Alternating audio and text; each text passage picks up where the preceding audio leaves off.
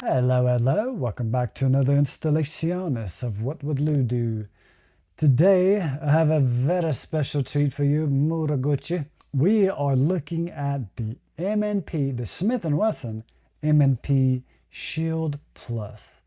A fantastic little pew stola. You know, we have our brands, right? Our specific brands that we're just like, oh, those fanboys of. And with these, I don't so much have that, because I've Glocks, I've Smith & Wesson, I have Sig, a lot of different brands, right? And it really just matters to me is what is dependable. Is it aesthetically pleasing? Does it function well, right? Because there's some of them out there from different manufacturers, right, that people are like, oh, this one runs so great and it's smooth and flawless and blah, blah, blah. But then I look at it and I'm like, oh, it's so ugly though. It's 9 out of 10, but it's ugly.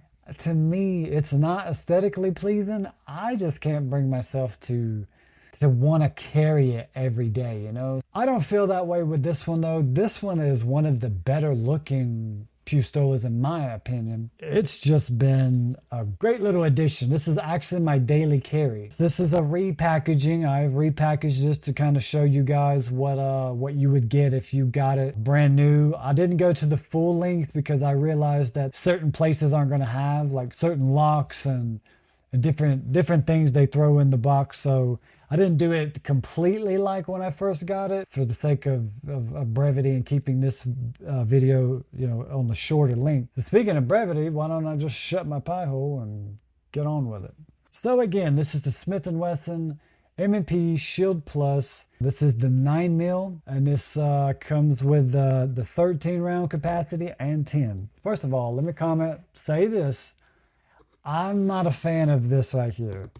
Cardboard boxes to me is garbage because these do not last. I mean, look right here where I took tape off. It's already, and then look at the front here. It's all marred, and like this is where I had to peel a sticker off. It's just doo-doo, man. I like when they give me a case, something that, because even if I did have my pew stola in here and something fell on that thing like hard, it's gonna crush it to death. Whereas at least a plastic case may protect it to some degree, with plastic and foam. This is just a cardboard box. So Smith & Wesson, I really hope you guys up your game and give us some hard cases. Anyway, that's just me nitpicking, I'm sure. Open her up and see what you get. Oh, it's a blue bag. Okay, you've seen enough. Like I said, I repackaged this at Cabela's or Bass Pro Shop now.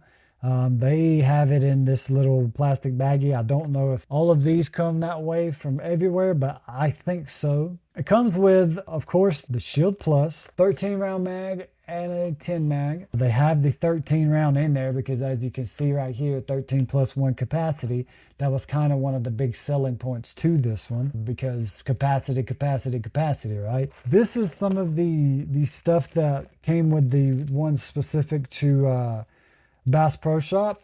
It has this little trigger guard lock in here. I didn't bother putting it on because it's got this little key with these 2 pegs, and then you stick it in there and you gotta twist it.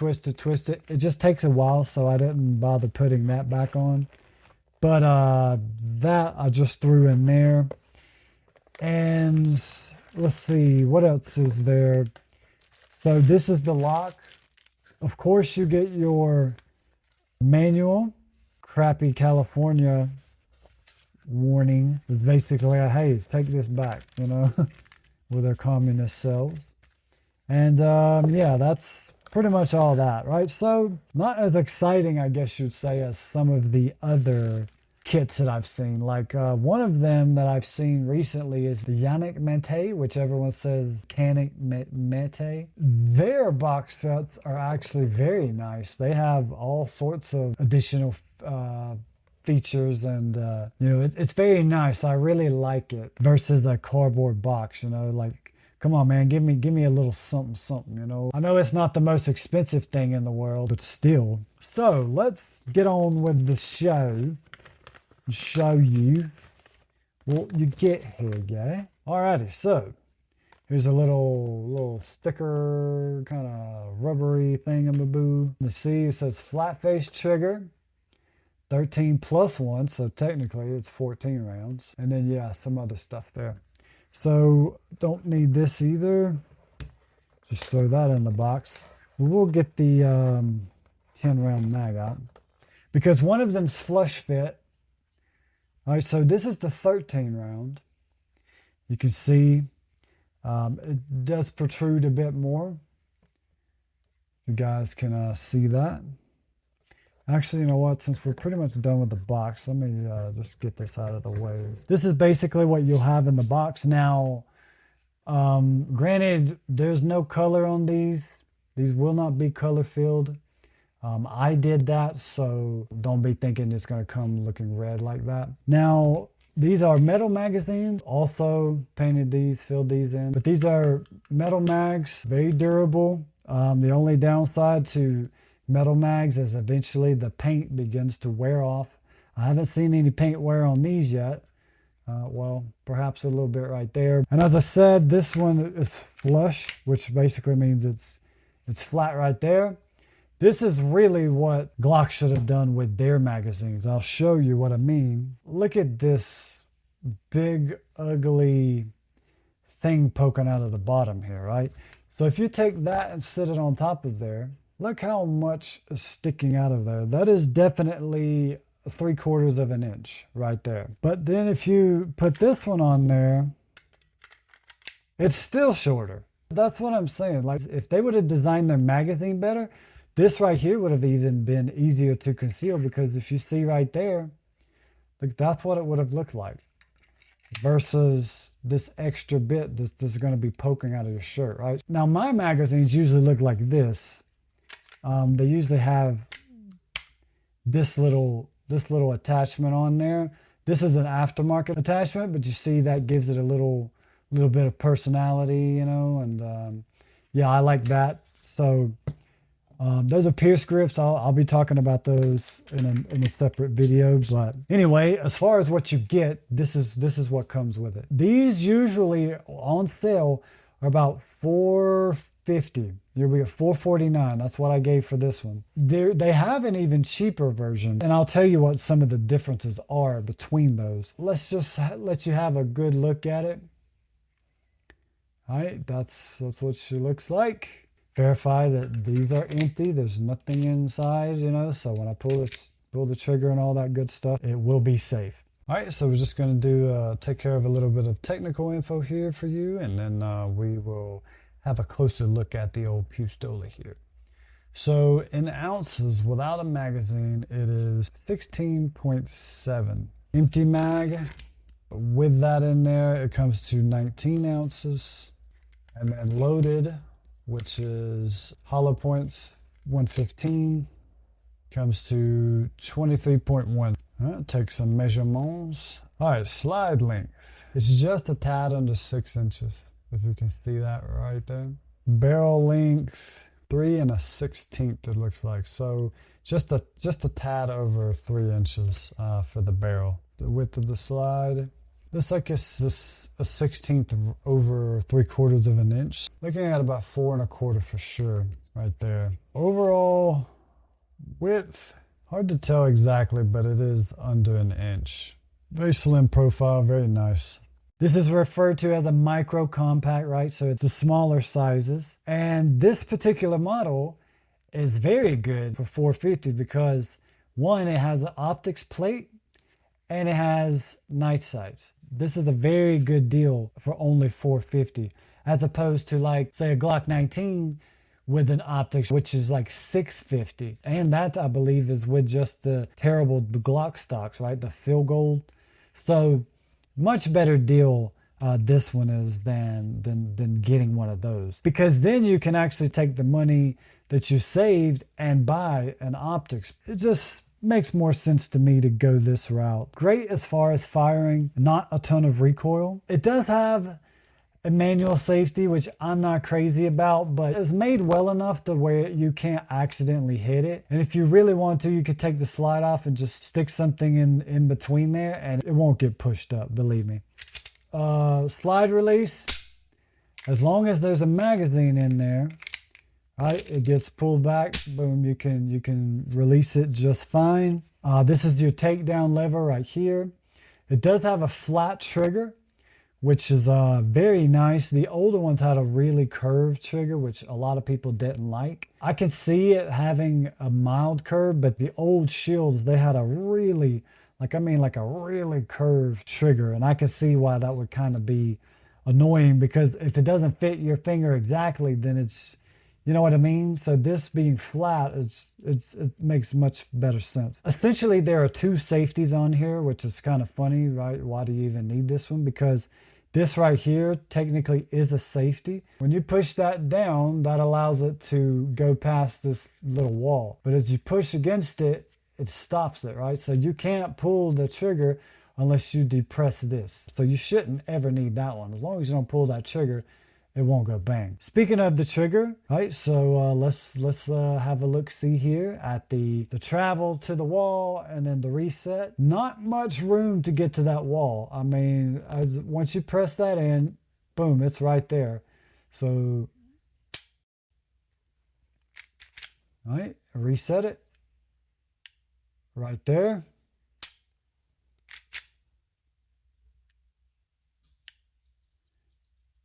So yes, it's a very, very good trigger. It's a very pronounced wall. It's very obvious. It's like, okay, I'm right there. And then when I snap it, pow, it breaks almost instantly. So very, very nice trigger on this one. Slide release is ambidextrous, which means you can take that out and put it in the other way if you want. So that is very useful. Not many of them do that.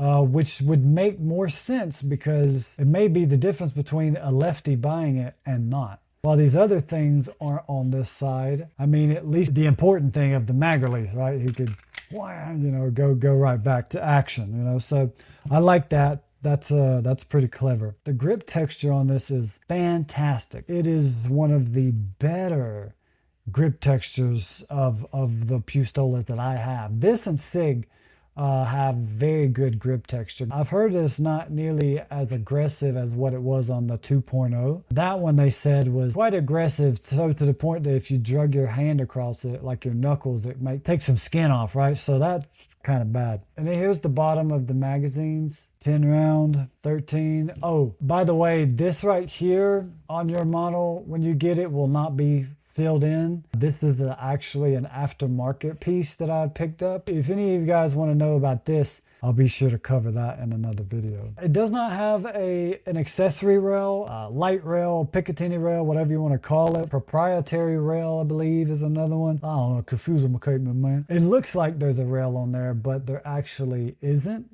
But you do have light options. You have the TLR 6. It kind of goes like that. It locks around the trigger. That's how it holds on there, and then it just kind of goes up onto the sides. On the bright side, that one right there is only like $70 versus like some of the crazy Surefire and all those ridiculous ones, you know, like $300. Get out of here, man. For a light, I don't think so. Smith & Wesson usually likes to use Crimson Trace, so that's an option, but the way that it works is it goes down, it curls around the trigger guard there, and then it's right there. So like when you squeeze here, the light comes on. To me, not very ideal because anytime you're shooting, you're sitting there running that battery down. What I like about the Streamlight is you just on, off, or hold it and then let off, you know? So you can still run a light on it. Don't let that fool you and someone say, well, look, now you should get a Glock 19 because it has a rail. No, you don't need to do that. As I said, great sights here. A bright orange dot right there, bright green. As you can see, they glow. They are steel, they're not plastic. This, however, is plastic, but it kind of makes sense because it's a lot easier and a lot cheaper to make this piece versus cutting another piece of steel to fit in there and all that. So I understand why they do that, but as you can see, it does create a little bit of a difference. I don't know if that shows up on the camera, but this is more satin, whereas this is more matte. If you're going to have optics on there anyway, you won't worry about that. Loaded barrel indicator. When you look down in that hole, you will see brass. The serrations here, I kind of wish were just straight. I don't really like the scaled, almost like goldfish scaled. I really don't like that design because, you know, everything else is straight, hard edges, not like wiggly, squigglies. And then back here, it gets all these squiggly lines like spaghetti noodles. I don't care for that, but as far as the way they function, they definitely work well. I mean, you can go over this way, or you can go that way, and you see it buzz both times. The front ones, I mean, depending on how you grab it, it can work. Yeah, I don't see you being able to rack it that way. Pretty easy to take down once you figure it out. There's two ways to do it, and I'll show you in a different video, you know, how to prep these, because before you go and fire them, you need to clean them and oil them and just make sure that they're very well lubricated just to be on the safe side. Right here will be your serial number. I just have that covered up because no one needs to be knowing that. I think I've covered about everything for it. And again, like I said, $450 for optics ready and night sights, and 13 plus 1, 10 plus 1, and in this concealable package here, man, I tell you. And then if you want to keep saving the buckaroos, the holster that I would suggest for that is these Polecraft, which I like to call the Polecat. If you got any of you guys in the South, you'll know what that means. It's nothing fancy. It is a light bearing holster. I don't know if Polecraft has one just for the plain Jane. I usually like to put lights on mine, not just for the aesthetics, but also for the functionality, because you never know when you're going to need to illuminate a room. It's good to have on there. That way you don't have to focus on holding a light with one hand, your pistola with the other. And also it will add just a tiny bit of weight to the front to kind of keep that recoil down, the muzzle down, you know. So this one is what I carry every day. Now, obviously this isn't going in because I don't have the light, but this is what it looks like in the holster. It won't come with this little claw here. This I ordered from Better Holsters. Now this is, which I cannot stand, by the way. I hate every time I get on YouTube, I hear that it's Better Holsters. You stop stalking me on the internet. This mod wing attachment here, it just presses your belt out a little more so that it kind of comes over this, and this isn't as obvious. So that's the mod wing or claw attachment is what I call it. But anyway, we're not making this about the holster, but I will link places you can find this and the holster.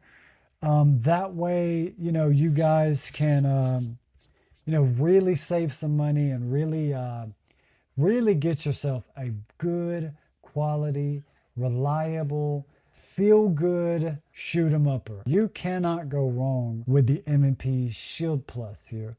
Now the Performance Center, that's a different story. I know most people have had great success with those as well. Mine's actually off to the factory, the Smith & Wesson factory. Unfortunately, mine had like 5 different issues and had to be sent out for repair.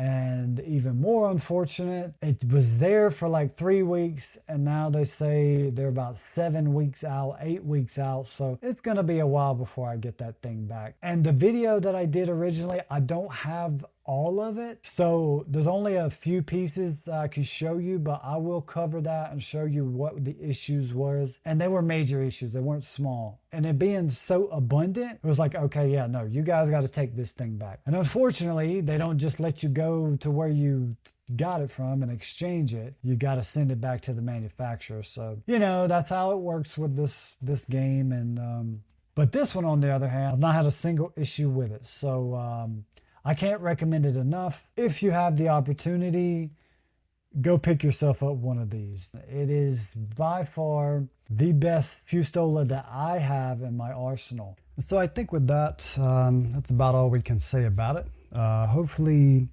you know, this helps you make an informed decision as to whether or not this is the suitable option for you, because there's many great options out there, but this is one of the best that I've come across yet. Figured we would present it to you guys and you make up your minds from here on out. If you found this video helpful, we ask that you strike that like, smell that bell, subscribe and vibe with us, make us feel all appreciated and whatnot. We appreciate you guys for watching. As we always say, seek the Lord while he may be found, or call upon him while he is near, because he is near unto those that be of a broken heart, and save such that be of a contrite spirit. Draw near to God, and he will draw near to you. He resists the proud, but he gives grace to the humble. So cast yourselves down before the Lord, and he will exalt you. Until next time, take care and God bless.